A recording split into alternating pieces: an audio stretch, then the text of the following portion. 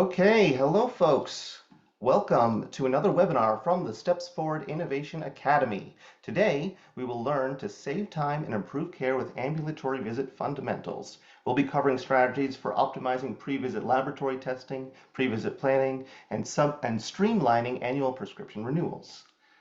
Please note that this webinar is for informational purposes only and has been believed to be current and accurate at the time of posting. Please consult with a professional advisor for specific medical, legal, financial, or other advice.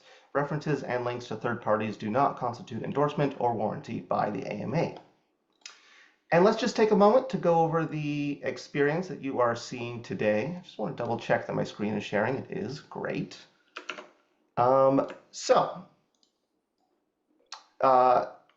If you're joining us here on Zoom, you will see a dark menu bar either at the bottom or the top of your window. There, you can access a selection of resources related to our webinar today, including the slides and all three toolkits we will be discussing today. There's also a link to stepsforward.org, where you can find all of our past content and what we have in store for you later this year.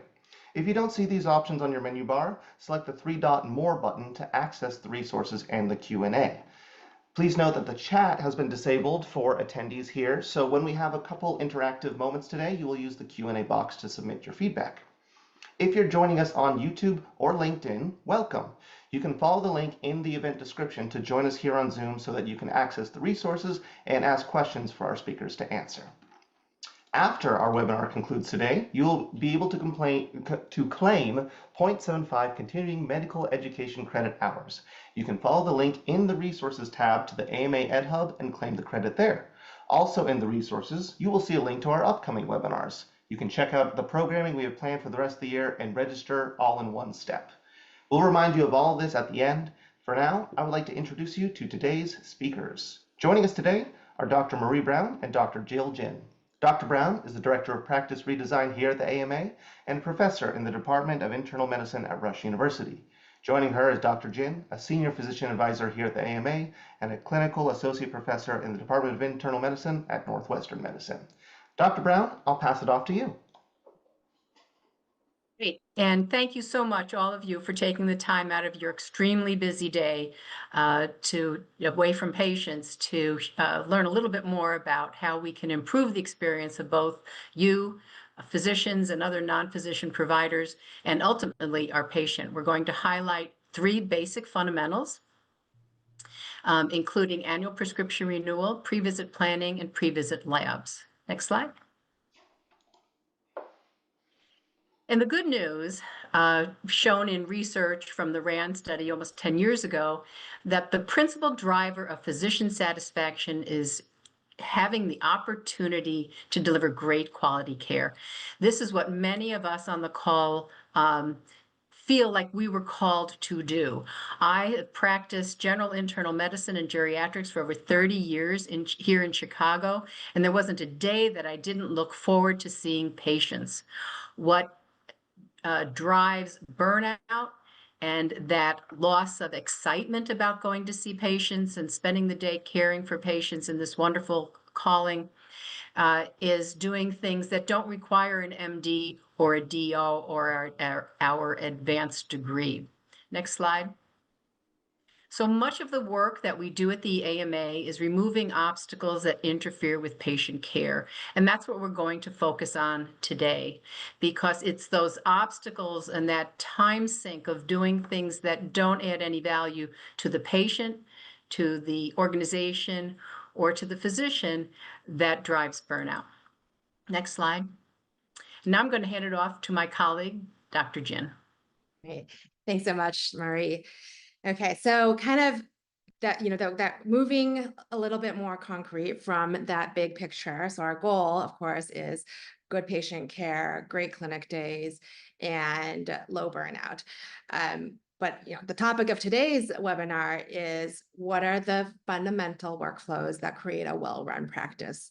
Now, if you ask physicians or practice managers what makes a practice well-run, the answer will likely include some of these items, right? So there's the efficiency component, reliability, trust, teamwork, support for individual physicians' well-being, a manageable workload or patient panel, low administrative burden, so lack of low value work, and of course the usability of technology. All of these things, when optimized, allow physicians to spend more time with their patients and create more connections with the patients. And Alec, if you could, yeah, perfect. So, and then when we were just, in terms of the burnout, one of the AMA's key goals is reduce physician burnout, right? And sometimes I feel like the burnout and well-being piece confuses people a little bit, like, what is this all about? But it's actually the same thing, right? All of these components that contribute to a operational excellence of a practice also result in low physician burnout, low staff burnout, and low turnover. So it really is a win-win where the things that make the great clinic days in terms of the practice management perspective also make for great clinic days in terms of the physician-patient connection and good patient care. Okay, next slide, please. Okay, so this, a specific example to illustrate all this. This would be a typical primary care patient that I would see in a clinic day. We have a 20-minute appointment. This is Mrs. Hughes, your longtime patient. And as you can see here, she has multiple chronic medical problems and is on many prescription medications as well as over-the-counter medications. She's here for a routine follow-up visit, but she also has several acute complaints today. And when you're doing vitals, you notice that blood pressure is high, weight is up. So lots of things going on, right? So if you can put yourself in the shoes of the physician who's going to go see her, think of everything that's going through your mind right now. You're about to go in to see her. And yes, you're already 45 minutes behind. What else is on your mind? These are things that some of these things may come to mind, and they are not. None of these are related to specifically to Mrs. Hughes, right? It's not really about patient care at all at this point. You're just busy thinking about your schedule, your unread messages, your notes that you haven't finished. In the back of your mind is always the quality measures and metrics that you need to hit, such as the depression screening and whether or not everyone's had their annual wellness visits, because your bonus depends on that.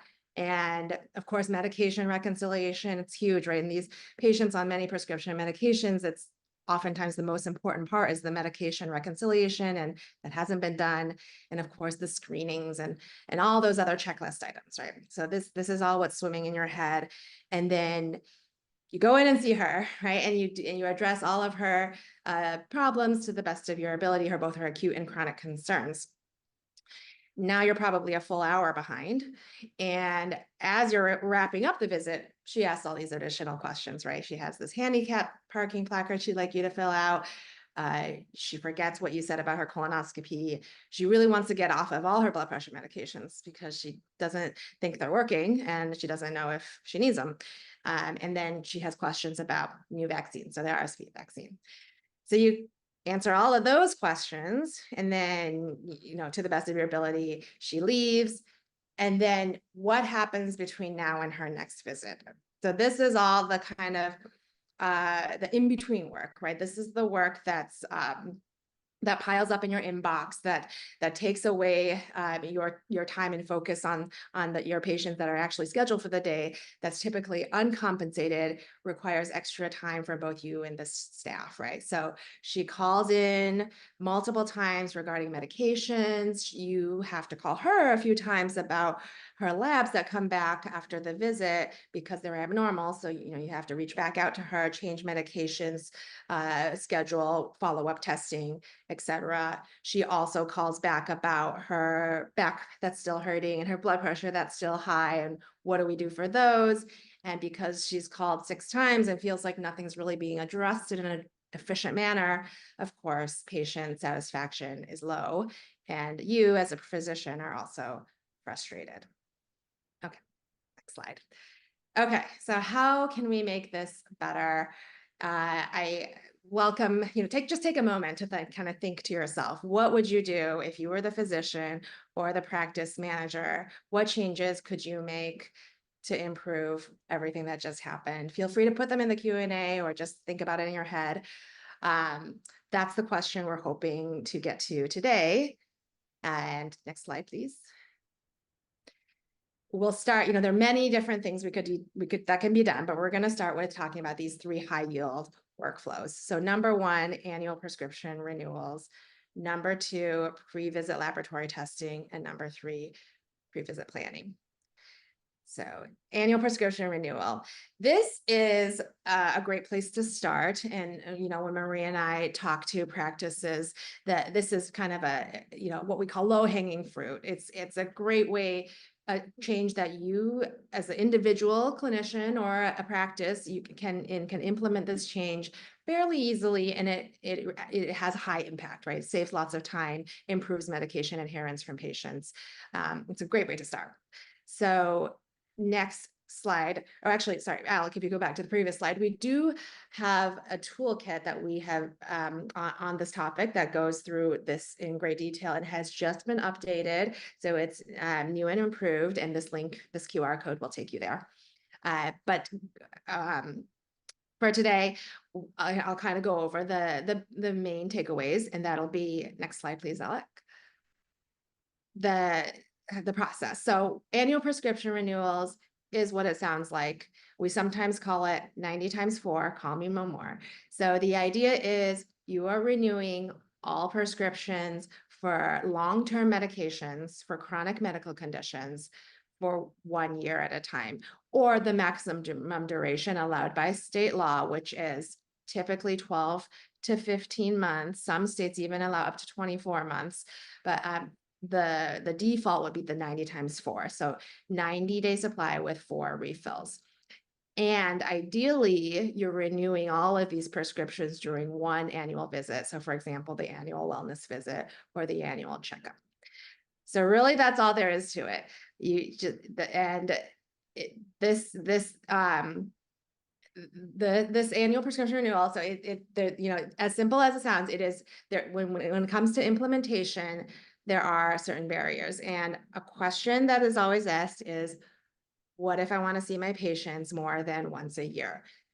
So the answer is you still see your patients as you would clinically at whichever duration you want. So whether you want to see them every 3 months or 4 months or 6 months, that does not change. It's just when it comes to prescriptions, you write them for a year, no matter what.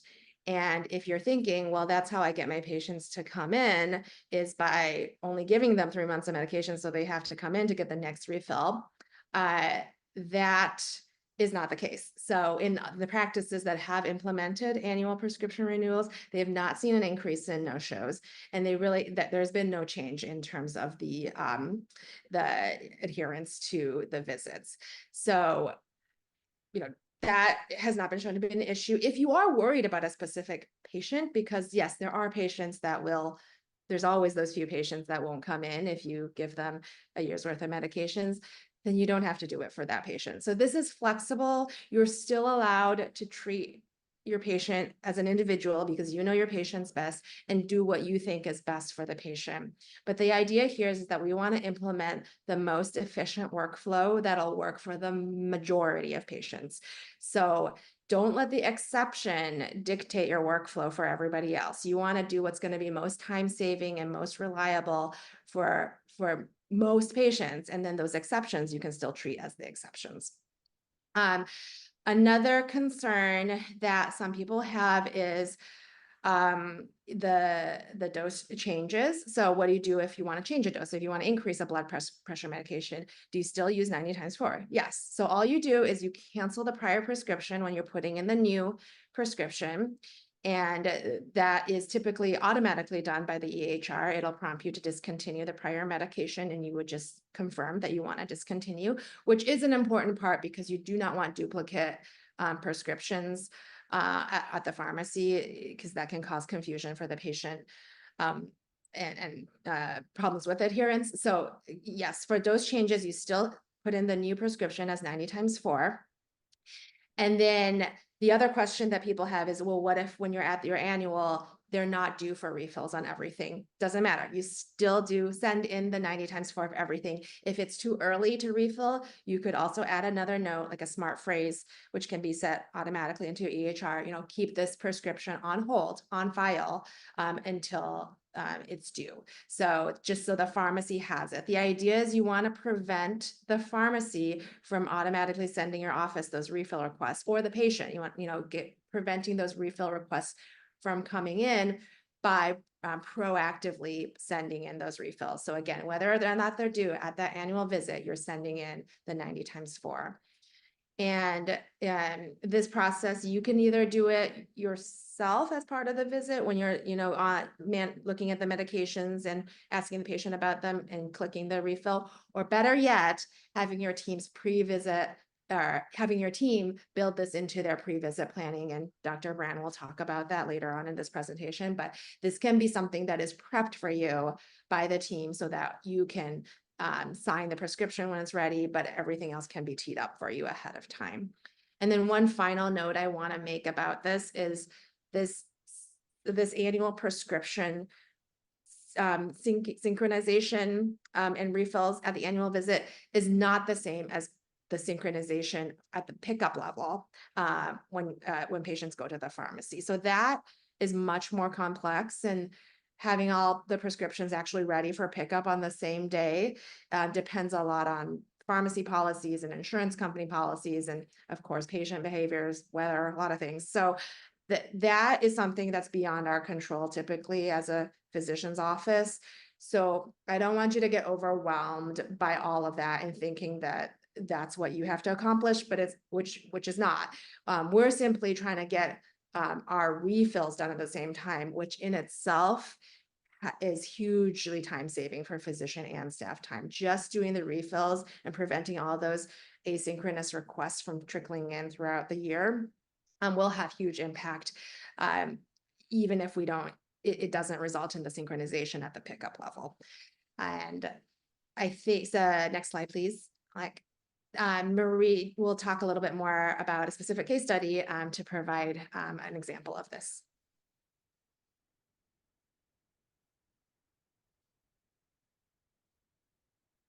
Dr. Jen, that was fabulous.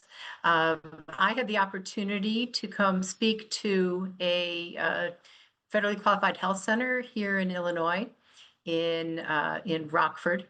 And after this conversation, one of the physician providers, a PA, decided to just do it. Instead of writing 90 times 1, he wrote 90 times 4. And sure enough, 6 months later, almost to the day, the number of refill requests was cut in half. And he was going home with an empty inbox 30 minutes earlier. Next slide. After that pilot study, they took it wide to the entire organization of 75 providers. They looked at the opportunity. Again, you're not adding any staff, you're not adding any overhead, you're just getting time back, which, as you'll see later, when we implement many of these, can equal a whole FTE if you added all these time-saving opportunities up. So they were able, with the nurses and the entire team, and numerous interventions, to decrease inbox messaging and so much duplication by 70%. In 10 months, over 7,000 duplicates were deleted. You know that you get 2 faxes or even more, and several phone calls, and a patient portal message, and an inbox message from the pharmacy. All of that is halved, at least, and generally most of that goes away. By the time I implemented this in my office, which I was hesitant. I thought, oh, my patients are not going to go for this, but it was a lot of patient education, a lot of team education. So start there before you reach out to the pharmacist. But once I did that, and this was the norm, when a patient called for a refill on a chronic, stable medication, we viewed it as an error. rather than have one whole FTE being the refill nurse for the day. Next slide. So I'm going to go on to very briefly talk about pre-visit laboratory testing, which I also implemented. Again, I worked at an FQHC and then in a very small 2-person practice, and then at Rush University over the course of my 30 years. And I implemented these myself. I was very hesitant at the time, but saw very clearly the benefit. Again, we have one of 75 toolkits now at Steps Forward, which are open access, stepsforward.org. You'll see in the resources to show you and learn more about this with more success stories, step by step, how to implement pre-visit testing and pre-visit labs. Next slide.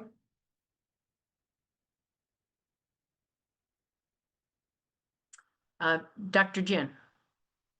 Yeah, so when it comes to pre-visit labs, the main question that people have is when are they ordered?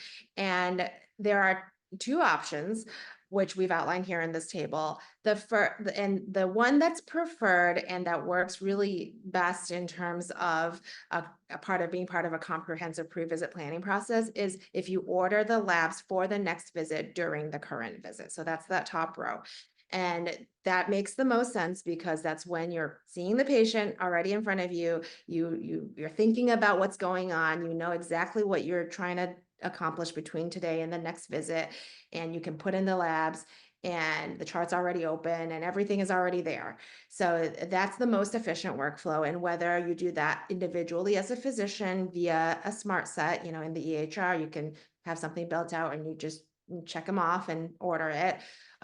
That's an option, or it can be done by the team, a member of the team as well, based on protocol. So based on an algorithm that's built into the EHR, the team can certainly go ahead and either tee these up for you to sign or go ahead and enter them at the end of the current visit for you. And then there are other hybrid options that, of course, each individual practice will have its own needs so they can adjust based on that. But that is the kind of preferred workflow. Another option that some practices do use is having it done in between visits. It's not as ideal because it's asynchronous and it does require someone else to be opening up the chart, whether it's 1 week before, 2 weeks before the next visit, looking through the problem list and putting in orders as a separate step, and a separate time has to be dedicated to that. But that is also an option. And of course, it could be the same team members that do this. It can be centralized versus individual. It can even be an automated process, as some EHRs do have this ability to automatically enter orders based on problem lists that are listed in the patient chart. This is a little bit more sophisticated and is more prone to error. So it's not as ideal as someone doing it during the current visit, but that's also another option. So the toolkit itself goes into much greater detail on each of these workflows, but this is kind of the high level overview. And I believe next slide, Dr. Brown also has a case study to discuss an example of this. So again, I implemented this in my own practice and was very pleasantly surprised that patients really did want me to have the labs that we were going to discuss on hand. I did not think that they would want to come a day or sometime within a week earlier to do it, but they found in many sites, myself included, that when you do this, you reduce those numbers of those phone calls by almost 90%, letters by over 80%, and many of these success stories are written up in the toolkits. Next slide. And I'll hand it back over to Dr. Jen regarding pre-visit planning. Sure. So pre-visit planning is in many ways just a culmination of the things we just talked about.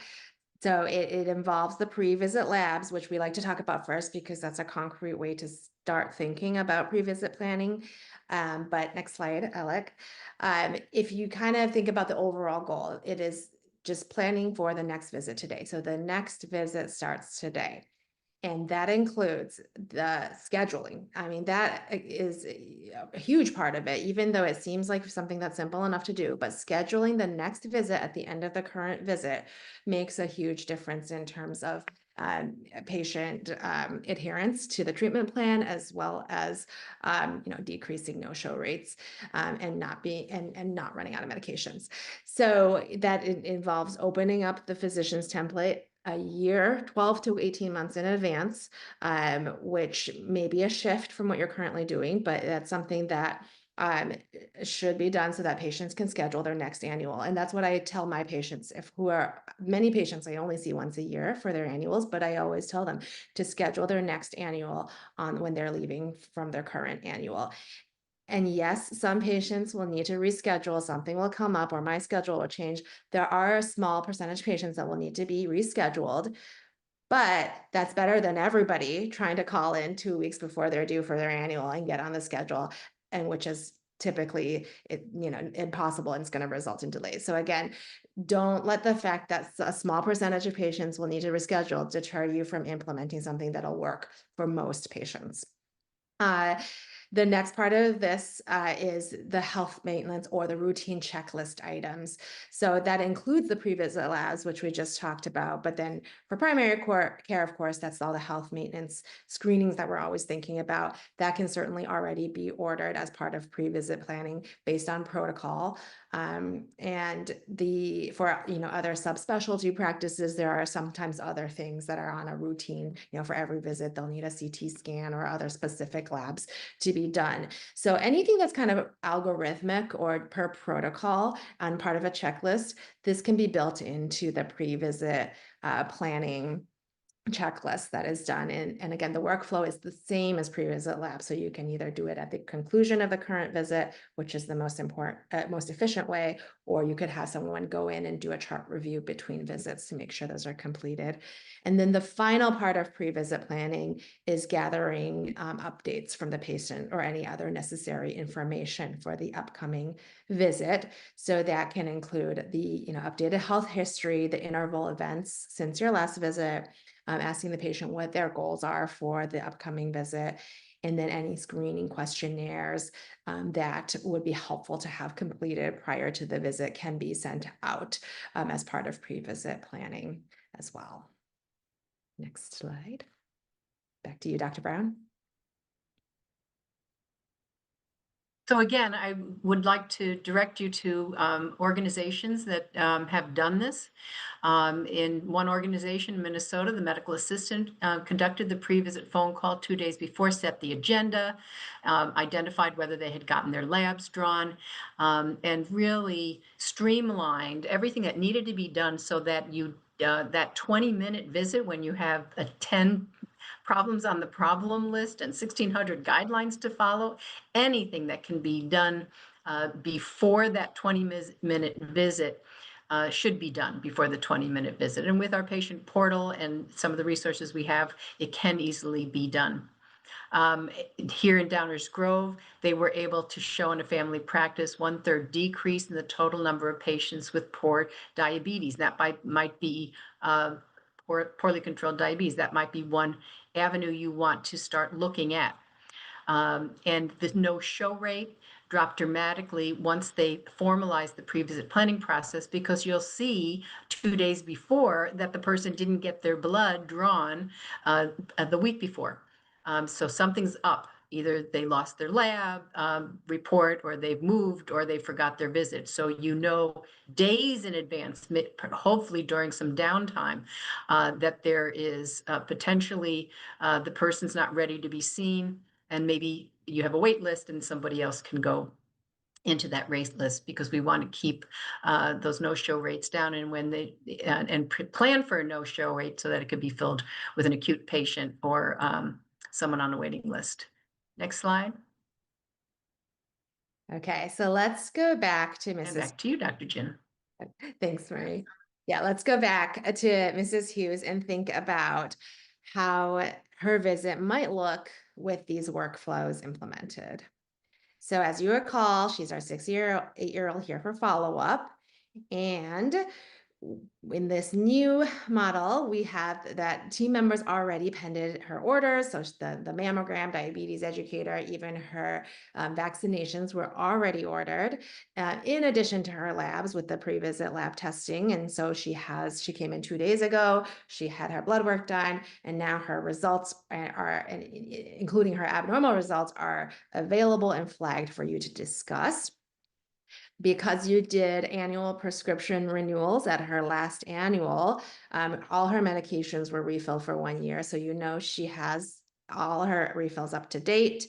And the MA did medication reconciliation, and she confirmed that no refills are needed.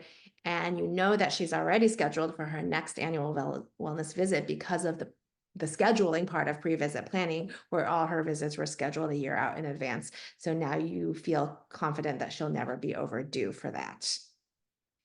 And during rooming, the MA set the agenda, completed the PHQ-9, took her form for you and filled it out for you to sign later. So all you have to do is sign it later, and administer the vaccines prior to you even entering the room. And she stays in the room, your medical assistant, during the portion of the visit to assist with documentation. And therefore, you have your time to talk to Mrs. Hughes and give her your undivided attention to address her acute symptoms. And after you're done with the visit and leave the room, the MA can stay to answer questions, confirm medication dose changes, go over the to-do list, all the referrals and things to do prior to the next appointment. And because all of that was that extra patient education was done, everything is clear, and there are no calls or messages between now and the next appointment. You finish your visit and you're on time, and the patient satisfaction is high. And of course, you are also much less frustrated and not feeling as burnt out. All right, so how much time is saved? So this is kind of a rough, just back of the envelope calculation, where I just estimated for each of these things that we just talked about that would have taken extra time, asynchronous time between visits, either before, after, or in between the visits. All these extra conversations from both physician and staff, so this is a combination of physician and staff time, would probably be an hour for this patient. And if you see her twice a year, that's 2 hours per year for this one patient. And let's say you have a panel of 1,000 patients, that will be 2,000 hours a year, roughly 250 8-hour days, which is 1 FTE. So you could hire an additional nurse and hire an additional LPN, or an additional staff member, medical assistant, to do all these things for you. And at the end of the day, it still saves time, saves money, improves patient care all around. So that is kind of the bottom line for all of this, is that it is really a win-win-win. And again, this is our goal here. I love this comic because, it's just in this world of medicine, in particular ambulatory medicine, feels like we're on a little hamster wheel sometimes, and we're trying to lug this crate of boulders, and we can't even look up. We feel like we're drowning, so we can't even look up and accept that help when we're offered it. We can't look up and have the time to think about solutions. So our goal here at the AMA, with Steps Forward, is really to remove those boulders, right? To give us some breathing room so that we can start thinking about solutions and implementing some of these workflow solutions into daily practice, so that things can be more efficient, more reliable, more joyful at the end of the day. And I think, Alec, if you advance one more, yeah, I think that will, it's a good stopping point for today. But if there are any questions, we're happy, Dr. Brown and I are happy to go into more specifics about any of these workflows. I know that was a lot, or happy to take any other questions at this time. Right, I've got a few questions while people have more time to put in, and thank you for your attention again during your very busy day. So Dr. Jin, you may recognize the benefit But some people on the call are like, how do you sell it? How do you sell it to your colleagues? They'll say, oh, all they can think of is that one person for annual prescription renewal where they won't come in for a year, or that seems like too much work to do all of those all at one time. So how do you break it down, and how do you engage our physician colleagues? Do you have some tips and tricks to meet that need? Yeah, that's a great question. And I think that the main thing is it doesn't have to be all or nothing. I think where a lot of practices and physicians get overwhelmed is they think they have to do all of this at once, like all of pre-visit planning, all of medications all at once. And it doesn't have to be that way. You can start small. So yeah, you can just start on a small subset of your patients. The patients that are only on one medication that you want to, renew for a year, and tackle it that way, or do for in terms of or just do it your first two patients of the day or something like that. You don't have to do it for everybody all at once, and just see how it goes, or try the pre-visit labs for one patient. Do it for the few of your patients that you know are reliable and who won't mind coming in and who will make it on time to come in, and just see how that works the next time having their labs done. See how it works for you and the patient, and if it does indeed save time. And this, I do think this is kind of how, if you're approaching the skeptics, this method has kind of worked best, as opposed to forcing it upon them. Like you have to do this for all of your patients starting now. That typically does not work well. So I guess that would be is to start small and be flexible. You know your patients. You can choose which patients that you start on. And I don't know, Marie, do you have anything to add to that? Yeah, I think that that's a wise way to approach it. And I found that in making sure that your team understands what you're doing and the front desk understands the change, along with the patient, is critical. And starting with something pretty non-controversial, like statins. I can't think of a patient who isn't started on a statin that wouldn't be on a statin for the rest of their life. And in some states, it's cheaper to not use your insurance, which seems counter uh, uh, intuitive to most people, but not use your insurance so you don't have the copay and get 365 pills for the whole year and be done with it. And sometimes you need to shop around to find a pharmacy that will work with you to do that. And I have some retail and some mom and pop pharmacies that I've worked with who understand and are happy to find the least onerous way to stay on these medicines, which is really a burden for many, many patients. And Dr. Jin, you mentioned the duration, that some states are 2 years. Illinois, with effort from because of this raising this opportunity, we changed it with the help of the American College of Physicians from 12-month duration in Illinois to 15-month duration in Illinois, so that, and many physicians, those of you on the call, may not even be aware of that. You may not know that your state has already changed the duration. And the reason to do that is the chances of seeing a patient and refilling them on July 27th of 25 and seeing them on July 26th of 2026 is pretty small. So that gives you that little opportunity, that buffer zone for 2 or 3 months. And then is there a way to default to do the most efficient thing, Dr. Jin, with the electronic health record? So it defaults to 90 times 4 instead of 90 times 1. I know some organizations have done that. Yes, yes. And that is one thing that is fully under control of you from the local your local EHR setting. So even we use Epic, for example, and so it's not an Epic thing. It's at Northwestern. It is something that we can set. Our IT people can set as 90 times 4, which we have done. We have made that change, which has made a big difference. And I think that is just an important point in terms of what the default is. I just encourage everyone to think about, not just because it is the way something is, to question whether it can be changed, because I have heard people say, oh, our templates, our scheduling templates are only open 3 months out, so there's no way I can work around that. But that can be changed. That's another simple, template fix as well, that someone has the power locally to change. And I've also heard that with the labs, the labs are only valid for 6 months.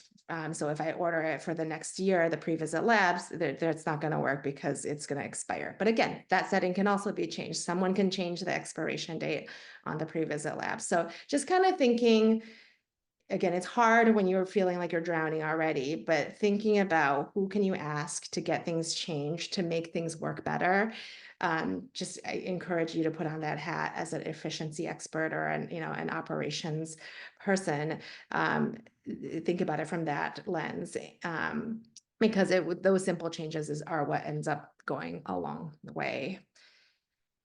And then, I have some questions on pre-visit. Sorry, go ahead.